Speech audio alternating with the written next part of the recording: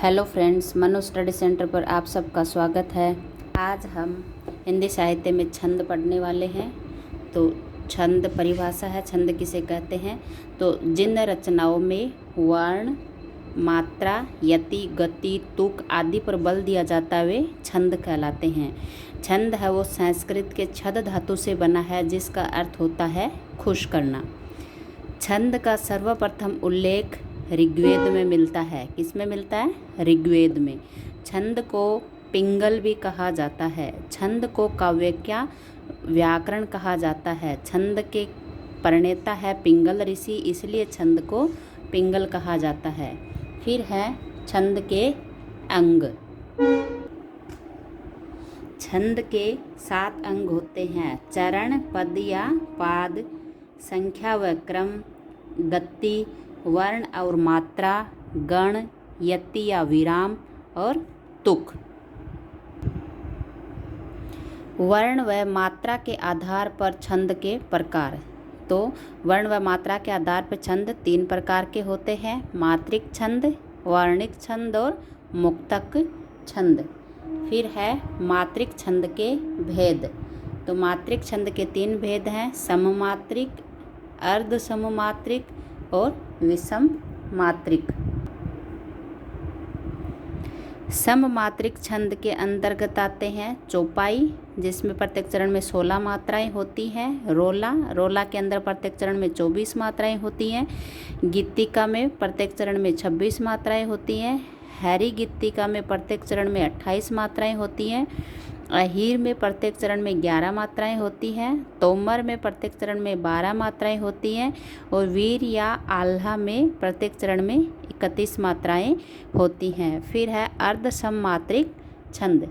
तो अर्ध सममात्रिक छंद के अंतर्गत है दोहा, जिसमें प्रत्येक चरण में 13-11 मात्राएं होती हैं; सोरठा में होती है 11-13 मात्राएं; बारहवें में होती है 12-7 मात्राएं; उल्लाला में होती हैं 15 और 13 मात्राएं। आगे चल के हम इनका विस्तार से अध्ययन करेंगे।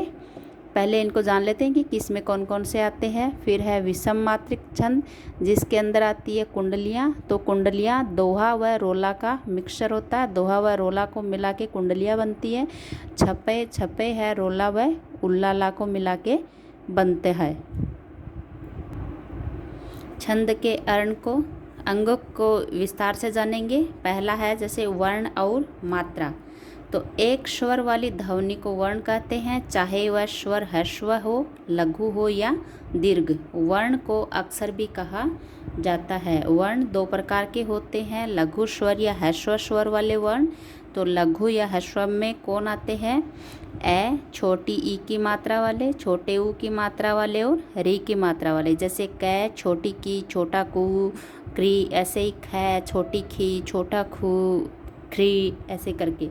तो ए, छोटी ई, छोटा ऊ और री की मात्रा वाले आते हैं, वो लघु स्वर में आते हैं। लघु स्वर के लिए चिन्ह है एक डंडा, जिसको बोलते हैं खड़ी पाई। फिर है दीर्घ स्वर वाले वर्ण।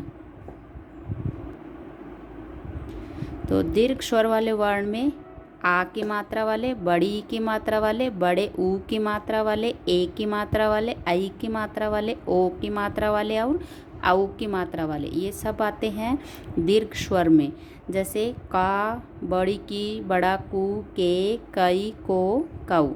तो ये आते हैं दीर्घ स्वर में और ये आते हैं लघु स्वर में। इनके लिए चिन्ह है ये ऐसे ऐसा करके इसका यूज करते हैं। तो पाई का मतलब 1 मात्रा गिना जाता है, इस वाले चिन्ह में मतलब 2 मात्राएं गिनी जाती हैं। तो लघु के लिए 1 मात्रा और दीर्घ के लिए 2 मात्राएं गिनी जाती हैं। मात्रा किसी वर्ण या ध्वनि के उच्चारण काल को मात्रा कहते हैं। मात्राएं केवल स्वरों की होती है, व्यंजन वर्णों की मात्राएं नहीं होती। ह्रस्व स्वर या स्वरों से निर्मित वर्णों के उच्चारण में 1 मात्रा का समय लगता है। दीर्घ स्वर या स्वरों से निर्मित वर्णों के उच्चारण में 2 मात्रा का समय लगता है। तो ये हुए वर्ण और मात्राएं। दूसरा अंग है चरण या पद या पाद। तो छंद में प्राय 4 चरण होते हैं, किंतु एक छंद में 4 से अधिक चरण भी हो सकते हैं। कुछ छंद 2 ही पंक्तियों में लिख दिया जाता है, जैसे दोहा, सोरठा आदि। तो अधिकतर मान के चलते हैं कि 4 चरण होते हैं। ऐसे छंद की प्रत्येक पंक्ति को दल कहते हैं। किसको? जिसमें 2 ही पंक्तियों में लिखा जाता है, तो प्रत्येक पंक्ति को दल कहते हैं। फिर है चरण के प्रकार। चरण 2 प्रकार के होते हैं, एक सम और एक विषम। तो छंद के पहले व तीसरे चरण को विषम चरण कहते हैं। किसको कहते हैं? पहले व तीसरे को। और दूसरे व चौथे चरण को सम चरण कहते हैं, जो आगे हम डिटेल से पढ़ेंगे। पहले बेसिक जानकारी सीखते हैं। तो विषम चरण कहेंगे पहले व तीसरे को। पहला, जैसे एक होता है यहाँ से लाइन चल के यहाँ से पहला, फिर यहाँ से चलती है दूसरा, फिर तीसरा, फिर चौथा। तो पहले और तीसरे को कहेंगे विषम, दूसरे और चौथे को कहेंगे सम चरण। तीसरा है संख्या व क्रम। तो वर्णों व मात्राओं की गणना को संख्या, वर्णों व मात्राओं की गणना को संख्या और लघु गुरु के स्थान निर्धारण को क्रम कहते हैं। कि यहाँ पे लघु होगा, ये लघु है या गुरु है, तो उसका स्थान निर्धारण को क्या कहेंगे? क्रम कहेंगे। मात्रिक छंद के सभी चरणों में मात्राओं की संख्या तो समान होती है, लेकिन लघु गुरु का क्रम समान नहीं होता है।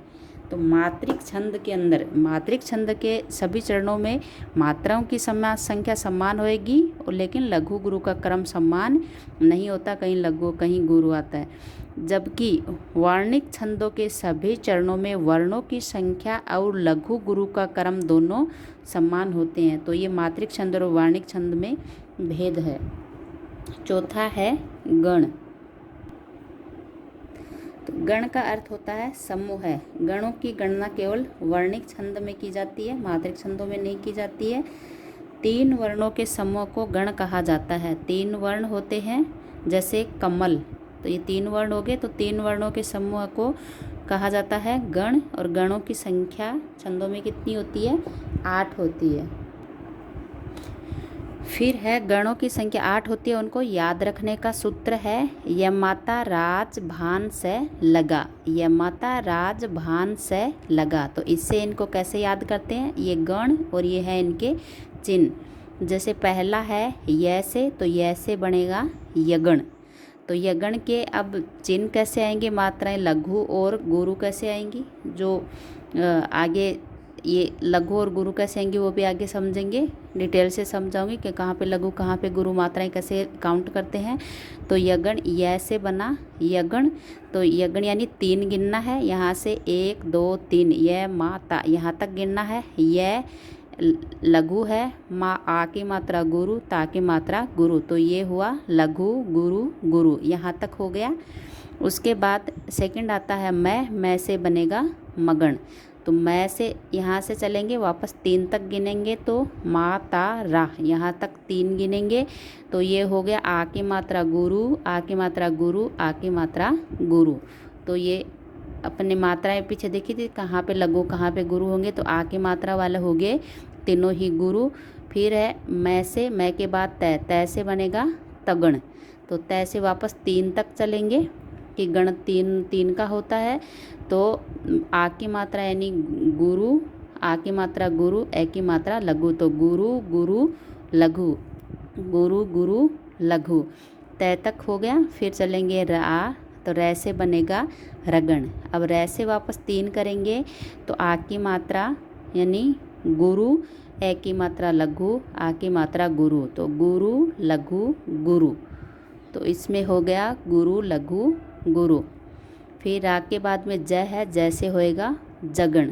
तो जय से वापस 3 चलेंगे, जय भान 3। तो ये हो गया लघु गुरु लघु। तो रगण का लघु गुरु लघु गुरु, गुरु लघु गुरु। फिर रै के बाद आएगा जय, जय का हो गया जगण। तो यहाँ से आएगा, तो ये होगा लघु गुरु लघु, लघु गुरु लघु। फिर है ज के बाद भा, भै से बनेगा भगण। तो यहाँ से 3 चलेंगे, गुरु लघु लघु, गुरु लघु लघु। फिर भै के बाद न से नगण, तो वापस यहाँ तक 3, लघु लघु लघु, तो नगण का लघु लघु लघु।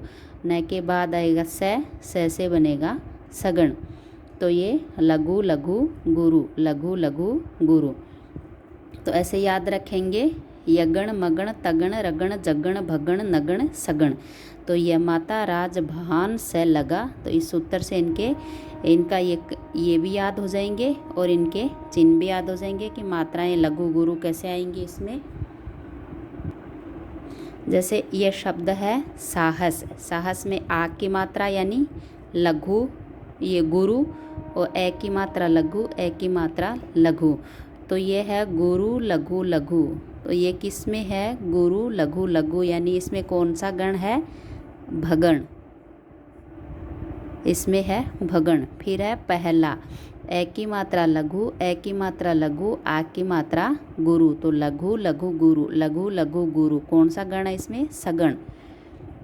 तो इसमें गण है सगण। तो ऐसे गण ज्ञात करते हैं। उसके बाद 5वां अंग है यति या विराम। यति का अर्थ है विराम या ठहराव। छंद को पढ़ते समय आने वाले विराम को यति कहते हैं। यानी किसी भी छंद को पढ़ते हैं, दोहा चौपाई छोटा किसी को भी पढ़ते हैं, तो बीच में हम सांस लेते हैं, रुकते हैं, उसको बोलते हैं यति।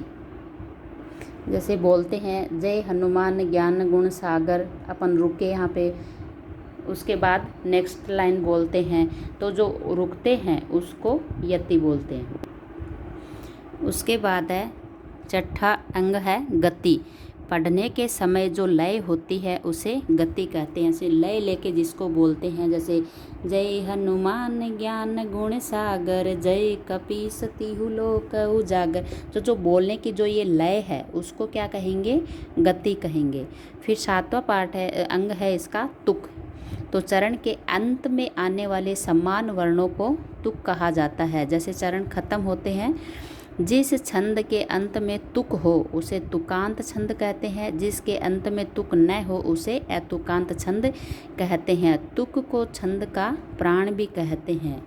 तो जैसे ये है जय हनुमान ज्ञान गुण सागर, जय कपीस तिहु लोक उजागर।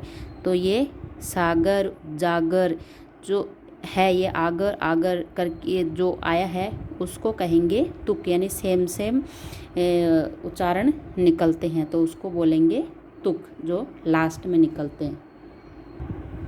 इसके बाद सीखेंगे हम मात्राओं की गणना, जो मैन है। तो मात्राओं की गणना कैसे करेंगे? तो लघु स्वर अपने पूछे, लघु स्वर होते हैं, एक मात्रिक होते हैं, जैसे ए, छोटे ई, छोटा ऊ और री की मात्रा वाले लघु स्वर में आएंगे। तो लघु स्वर तथा ह्रस्व स्वर या लघु स्वर तथा ह्रस्व स्वर वाले व्यंजन लघु कहलाते हैं। लघु के लिए प्रयुक्त चिन्ह एक पाई यानी खड़ी का निशान देंगे, और लघु के लिए मात्रा 1 गिनेंगे। ये वाली मात्रा के आएंगे तो वहाँ पे 1 मात्रा गिना जाएगा। फिर अपने पढ़ा दीर्घ स्वर होते हैं, द्विमात्रिक होते हैं, जैसे बड़े आ की मात्रा वाले, बड़ी ई की मात्रा वाले, बड़े ऊ की मात्रा वाले, एक की मात्रा वाले, ऐ की मात्रा वाले, ओ की मात्रा वाले और औ की मात्रा वाले। तो दीर्घ स्वर तथा दीर्घ स्वर वाले व्यंजन को गुरु कहते हैं। गुरु के लिए हम चिन्ह यूज में करते हैं, ऐसे ऐसा बना हुआ इसका, इसके लिए हम गिनते हैं 2 मात्राएं, 2 मात्राएं गिनते हैं।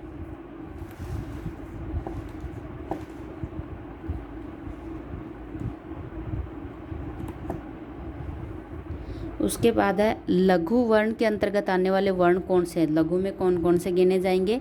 तो पहले तो अपने ये तो पढ़ ही लिया कि ए की मात्रा वाले, छोटी ई की मात्रा, छोटे ऊ की मात्रा, री की मात्रा एवं इनसे निर्मित वर्ण, जैसे कै, छोटी की, छोटा कू, क्री, इस तरह से। तो ये वाले गिने जाएंगे लघु वर्ण में। फिर चंद्र बिंदु वाले वर्ण जैसे ए, हैं आदि, ये जो चंद्र बिंदु जहाँ भी आएगी उसको लघु में गिना जाएगा, यानी 1 मात्रा गिनी जाएगी इसकी। फिर संयुक्त वर्ण जैसे तय, त्वय आदि, तो इनको भी क्या गिना जाएगा?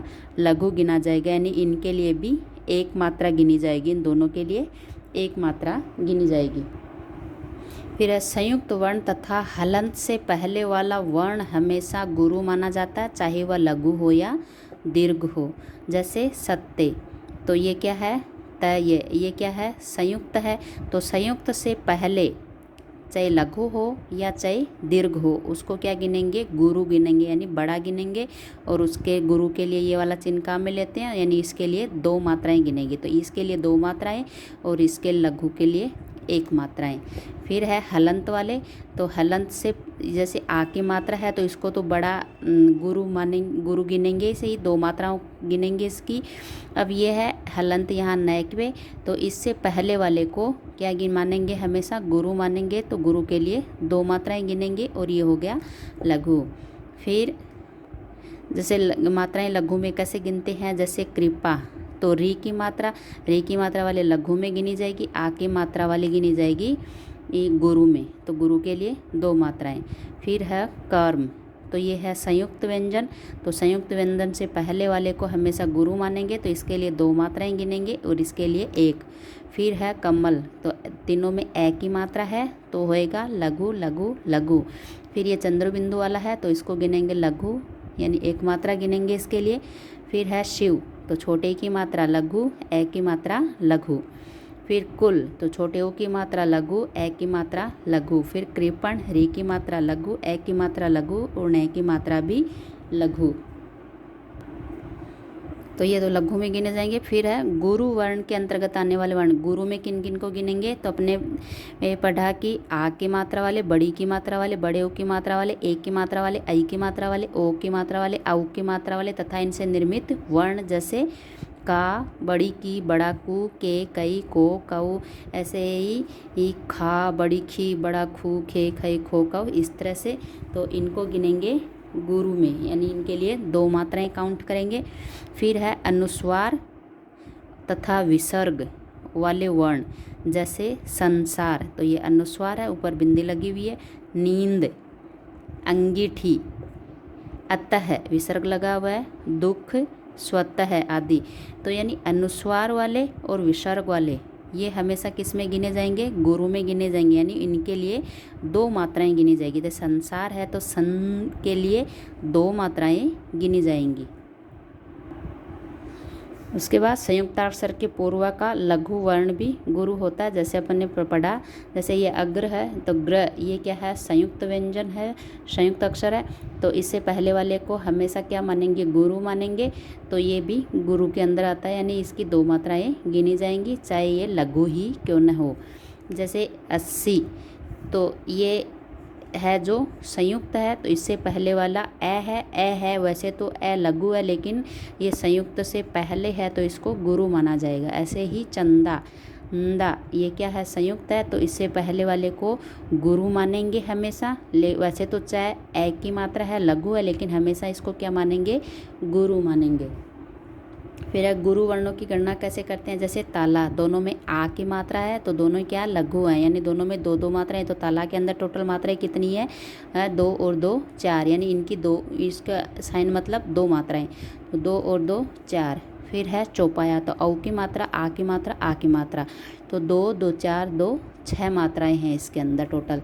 फिर है सीता, तो बड़ी की मात्रा और आ की मात्रा, तो इसके अंदर भी 2 और 2 4 मात्राएं हैं। फिर लघु और गुरु की गणना कैसे करते हैं, तो पहला है मेरी भव भादा हैरो राधा नागरी सोई, तो में एक की मात्रा है तो क्या होएगा, गुरु, बड़े ई की मात्रा गुरु। फिर है ए की मात्रा दोनों में तो लघु लघु, आ की मात्रा है तो गुरु गुरु, ए की मात्रा है तो लघु, औ की मात्रा है तो गुरु, आ की मात्रा गुरु, आ की मात्रा गुरु, आ की मात्रा गुरु, ए की मात्रा लघु, छोटी ई की मात्रा लघु, ओ की मात्रा गुरु, छोटी ई की मात्रा लघु। फिर है जैसे इसमें टोटल मात्राएं गिननी हो तो कैसे गिनेंगे, इसको 2 मानेंगे, 2 2 4 5 6 7 8 9 10 11 12 13 14 15 16 17 18 19 20 21 22 23 24, तो इसमें कितनी टोटल मात्राएं हैं, 24।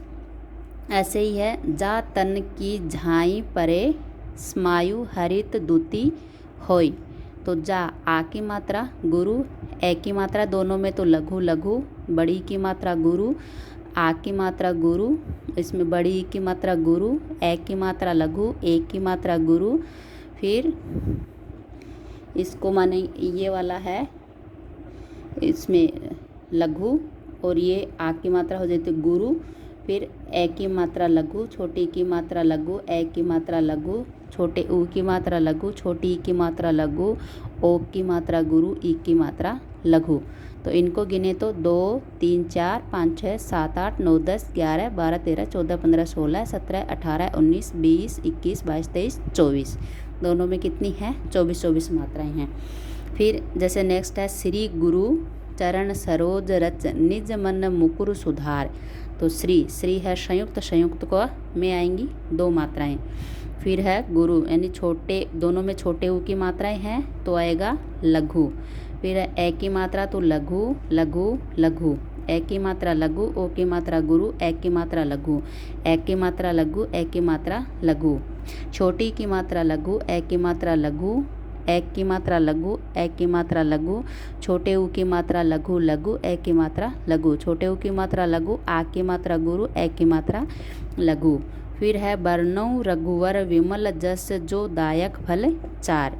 तो ए की मात्रा है तो लघु, ए की मात्रा लघु, औ की मात्रा गुरु, ए की मात्रा लघु, छोटे ऊ की मात्रा लघु, ए की मात्रा लघु, ए की मात्रा लघु, छोटी की मात्रा लघु, ए की मात्रा लघु, ए की मात्रा लघु, ए की मात्रा लघु, ए की मात्रा लघु, ओ की मात्रा गुरु, आ की मात्रा लघु, आ की मात्रा गुरु, ए की मात्रा लघु, ए की मात्रा लघु, ए की मात्रा लघु, ए की मात्रा लघु, आ की मात्रा गुरु, ए की मात्रा लघु। तो इस तरह से मात्राओं को काउंट करते हैं। तो मेन इसमें मात्राएं काउंट करनी आनी चाहिए। तो मात्राएं काउंट होने के हिसाब से ही पता चल पाएगा कि इसमें कितनी मात्राएं हैं और इसमें कौन सा छंद है। तो इस वीडियो में सारी बेसिक चीज़ें समझाई गई हैं। अगले वीडियो में हम एक एक छंद को पढ़ेंगे, जैसे ये दोहा, चौपाई, रोला, ये सारे हैं, इनको एक एक को पढ़ेंगे। तो आज के वीडियो में बस इतना ही। अगर आपको मेरा पढ़ाया हुआ अच्छा लगा हो, पसंद आया हो, समझ में आया हो तो मेरे वीडियो को लाइक कीजिए, अपने फ्रेंड्स में शेयर कीजिए, और अगर चैनल पर नए हो तो चैनल को सब्सक्राइब कीजिए और बेल आइकन को प्रेस कीजिए ताकि मेरे नए आने वाले वीडियो की नोटिफिकेशंस आपको मिलती रहें। Thank you.